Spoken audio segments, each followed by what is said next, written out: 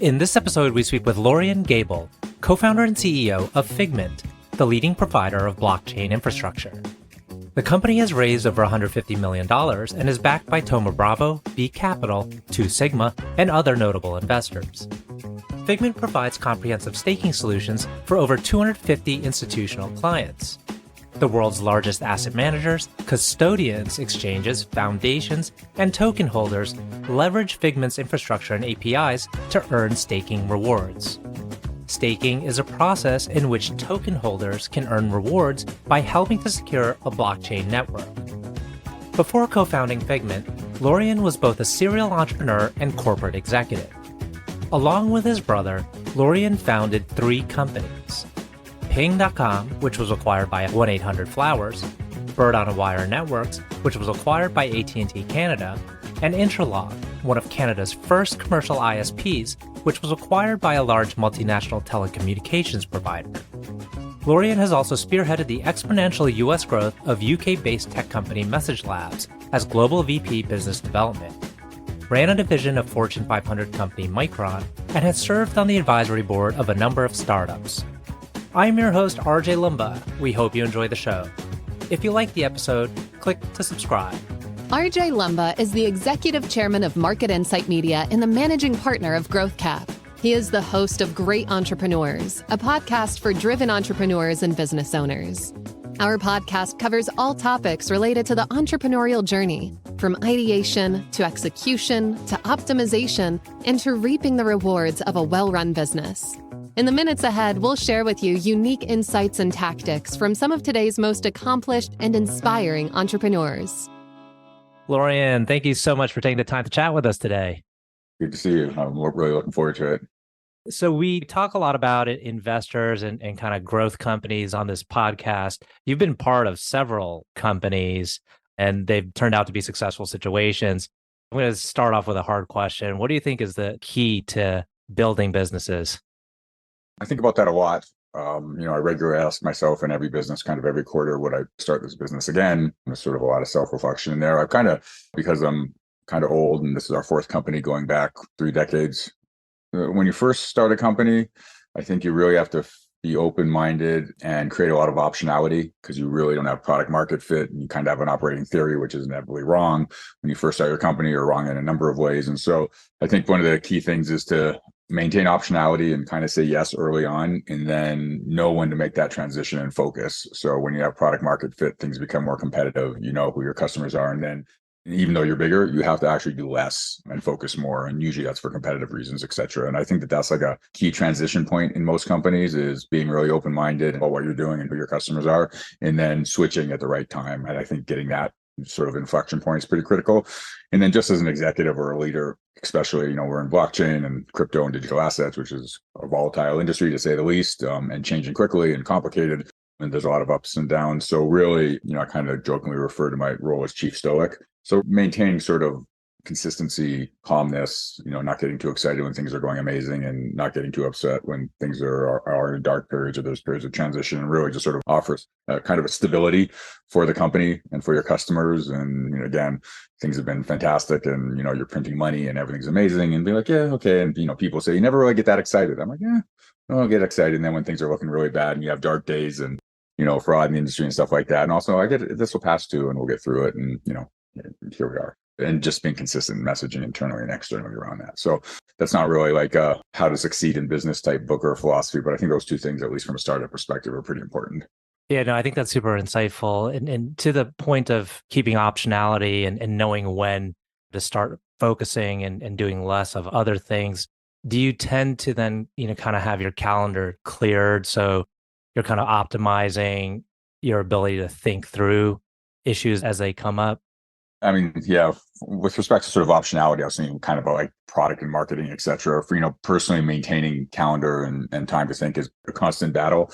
I tend to see the role as 50% internal and 50% external, and the external has a lot of travel and speaking, etc. I'm doing podcasts like this, which I love, and education, stuff like that. So it is tricky to find time to think. We've always been a remote first company, even pre-COVID. And so what we try to do is strongly suggest, and certainly the management team gets together in person on a regular basis at basically offsites. And there's a social aspect, and you got to like the people you're working with, and you can communicate much better in person. And so just to learn those interactions, but also then to have pretty regular strategic discussions, which are very difficult to do by conference call and by Zoom and by Slack. It's just like difficult to like sit down and create that space. So we try to do that in person at least quarterly with the various teams and around the management team. So that's kind of how you carve out space, because day to day, it's like very difficult to do that type of deep thinking. So, So let's hop into Figment and tell us about kind of the solution you provide. There's been a lot of volatility or perceived volatility in the area you play in. So interested to hear, maybe we'll tell the audience exactly what Figment does, and then also the macro picture. Yeah, I'll start at a really high level. So you have blockchains, Bitcoin, Ethereum, which I'm sure your audience is pretty familiar with. And there's been a fairly major sea change over the last 5 years in the underlying operating system for most blockchains. Operating system, I will get yelled at. It's an improper term. It's basically how these blockchains are organized and how they create the incentives to, in a decentralized way, to like maintain the protocol and process transactions and create blocks and security. And so I'm referring it to here as an operating system. It's called a consensus mechanism, just because everything's a little bit complicated in blockchain. But really, there's two ways of running blockchains. And one is for Bitcoin, it's called proof of work. You hear about these miners that consume a lot of electricity and a lot of compute power, and they compete to produce the next block, et cetera. Works great for Bitcoin. Nothing I'm about to say should be taken as like anti-Bitcoin. I own Bitcoin. I love Bitcoin. Don't throw virtual projectiles at me. But over the last 5 years, most blockchains, including most importantly, Ethereum, have switched to something called proof of stake. And really, there's a whole bunch of technical differences in enabling, less power consumption and better scaling capability, et cetera. But really, the most important difference between those two systems is that, like in Bitcoin, you hold your Bitcoin, and then there's a bunch of miners who maintain the network. And those audiences are very separate. And there's also like a developer community, but those two audiences are very separate. Like if you hold a Bitcoin, you don't really participate in the network. With proof of stake, if you have 32 ETH, for example, you can basically run the Ethereum network. You can create a node. If you're an institutional large holder, hopefully you use someone like Figment. If you're technically competent, you can spin up your own node with 32 ETH. And therefore, you basically are a very small part of this larger decentralized network, and you process transactions and provide security, et cetera. And in return for that, you share in some of the value created. You get more Ethereum, basically. So that's sort of been a big transition. And we had a theory, to be honest, early on, that proof of stake was going to matter. When we launched, there was only one blockchain that used that methodology. So, we got kind of lucky insofar as proof of stake actually worked, and Ethereum made that transition earlier this year. And so that greatly expands our marketplace. So any large Ethereum holder has an opportunity to participate in running the protocol. The infrastructure is pretty complicated. And so we essentially are that outsourced provider for large institutional and large individual holders of Ethereum and other proof of stake protocols like Solana or Avalanche, et cetera. And so how has, some of the news that's come out about certain exchanges, FTX and, some uncertainties, how has that impacted what you do?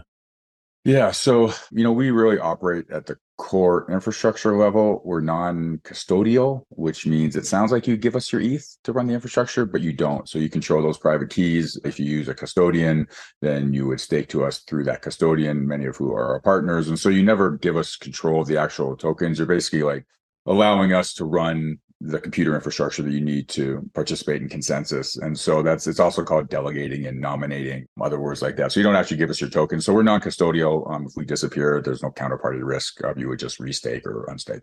So 2022 and the first part of, Q1 2023 was, I would say, relatively difficult on both sort of macro industry perspective, but really in the last quarter, I think you've seen, again, we don't care too much about price, but you've seen, price stabilization, and, Bitcoin and Ethereum have been actually well-performing financial assets, and maybe some of the best actually in the first half of the year. Now we're getting some regulatory clarity, even if it's by enforcement. And in Europe and Asia, there's actually some like specific legislation that's helpful. So I see things that have been, after a pretty dark 2022, things have really, especially at the end of the last quarter, have turned around significantly. And we've seen our business kind of skyrocket, in particular around Ethereum staking. So I think right now we're the largest independent provider, and that growth continues. And so, thank God for Ethereum. And I think we're really sort of seeing that the effect of that transition to proof of stake on the business. You've raised a sizable amount of money, particularly in 2021. I think you had a couple rounds. What prompted kind of that decision to raise, big rounds, and how did you select your investors?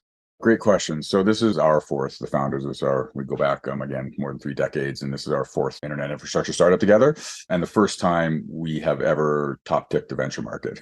I think that probably 2021 was at least once in my lifetime, mostly probably by low interest and macro environment and sort of the culmination of software being seen as kind of some dominant business models. And so the markets were very good for raising money. We actually were less aggressive than many of our competitors and many people in the industry who had like crazy $7 or $8 billion type valuations for early stage companies. And I think that's predominantly because we selected investors who were great at building software companies at pretty significantly discounts to what we could have raised if we were looking to maximize valuation. So we have some great investors, including Thoma Bravo and Senator and Bonfire through the various stages of the company.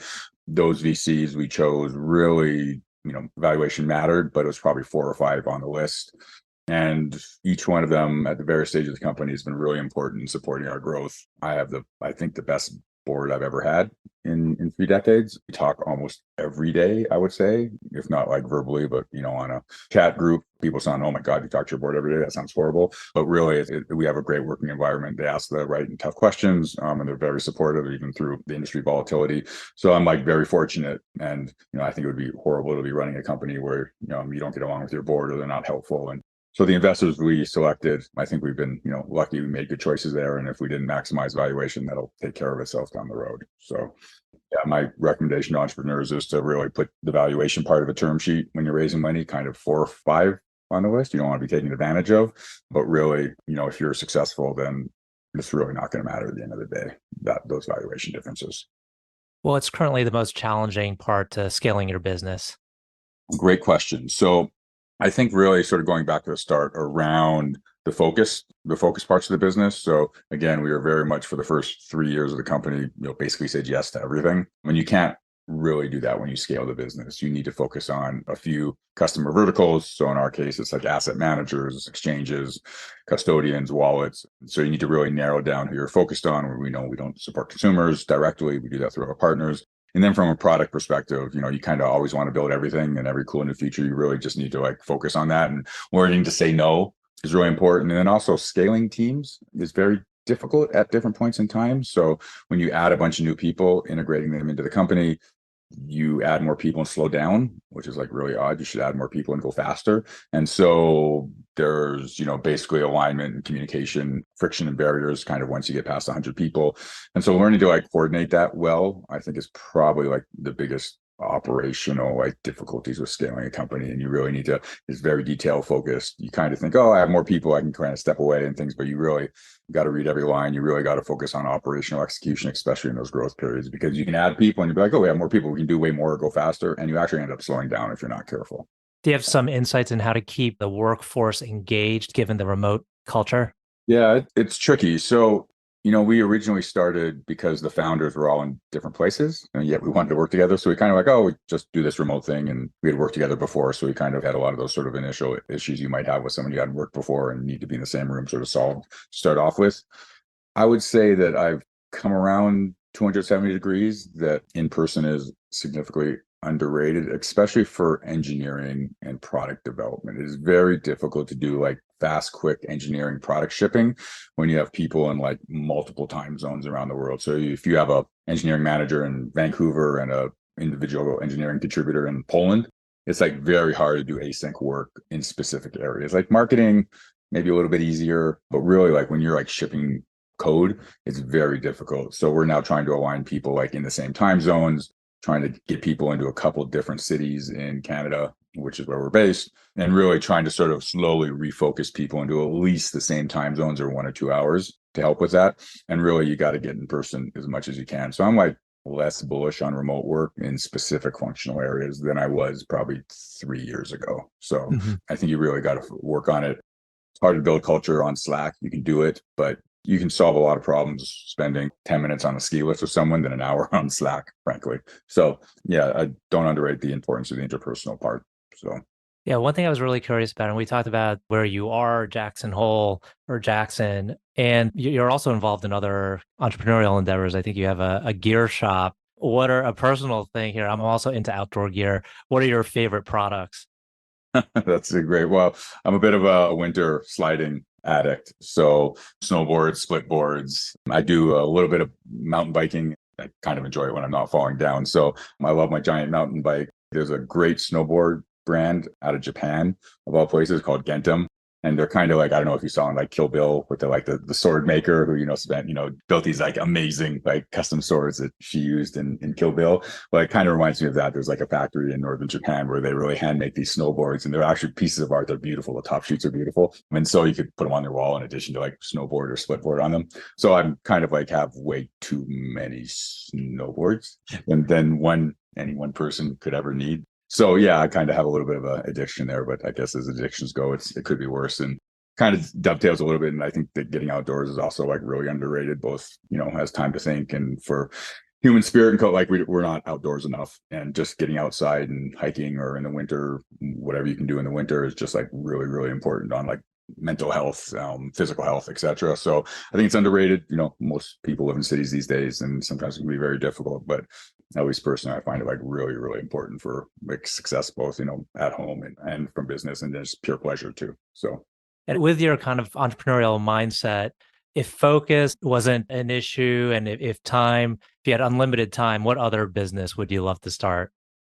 You know what? I would love to start, and permits being available, like introducing people to backcountry hiking and skiing in the winter, which is just kind of an amazing sport, often called touring or skinning, or boot packing, where you basically, instead of a lift, you put your skis or your snowboard on your back and you kind of go under your own power, and then you ski down, and you can be in pretty remote places and away from people. I think it's pretty awesome. There's some safety and danger stuff you need to know about, but I would love to be a backcountry guide or run a guiding company. I know it's like not big, you're not going to get rich doing it, but I think you can really offer like an immense amount of like human pleasure and enjoyment, and introducing people to the outdoors in a way that I think is pretty awesome. So I don't know, that would be my fallback position.